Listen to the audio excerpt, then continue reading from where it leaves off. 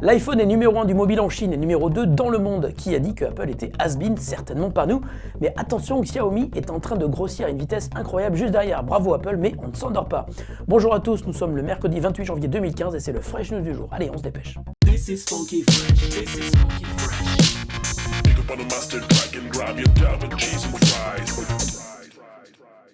Snapchat vient de dévoiler deux nouveautés intéressantes et en croire les premiers retours d'utilisateurs, ça devrait cartonner. On le sait, de plus en plus, le mobile prend le pas sur l'ordinateur pour consommer du contenu, y compris vidéo, et Snapchat veut proposer plus que de la conversation entre amis et lance donc Discover. Il s'agit d'un genre de mini-journal vidéo quotidien constitué d'une douzaine de sources différentes, mais toutes étant des références solides dans leurs domaines respectifs. National Geographic, Vice, Yahoo News, ESPN, CNN, MTV, Vivo et bien d'autres proposeront ainsi de courtes vidéos de 10 secondes et si on veut en voir plus, il suffira de slider sur son écran. Snapchat a aussi monté sa propre équipe éditoriale afin de produire du contenu avec toujours dans l'esprit de divertir son public entre 12 et 25 ans. Les contenus de Discover sont comme les messages Snapchat, ils auront une durée de vie limitée et disparaîtront au bout de 24 heures. L'autre nouveauté annoncée par Snapchat est le QR code unique pour chaque membre. Il permet de faciliter l'ajout de nouveaux contacts. On voit passer de nombreux QR codes jaunes avec le petit fantôme sur Twitter et Facebook depuis hier. Preuve que l'idée est bonne. Depuis son mobile, il suffit de scanner le QR code pour ajouter de nouvelles personnes à sa liste de contacts. Pas mal.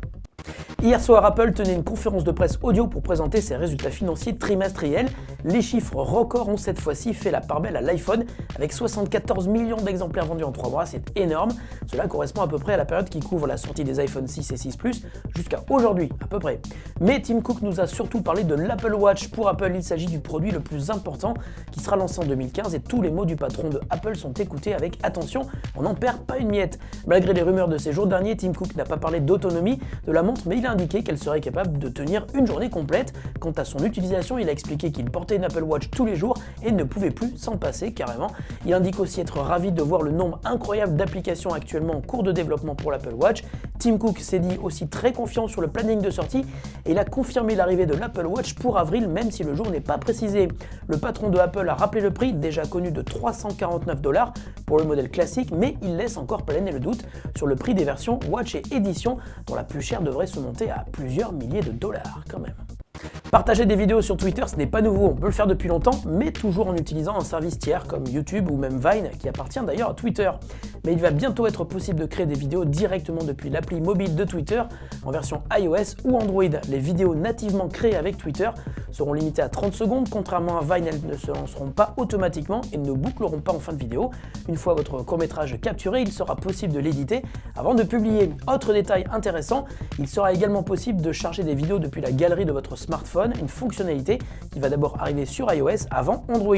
Pour promouvoir cette nouvelle fonctionnalité, Twitter s'est payé les services de Neil Patrick Harris, Barney dans How I Met Your Mother, qui a donc posté le premier tweet vidéo. Twitter a aussi annoncé une autre fonctionnalité intéressante, les messages privés de groupe.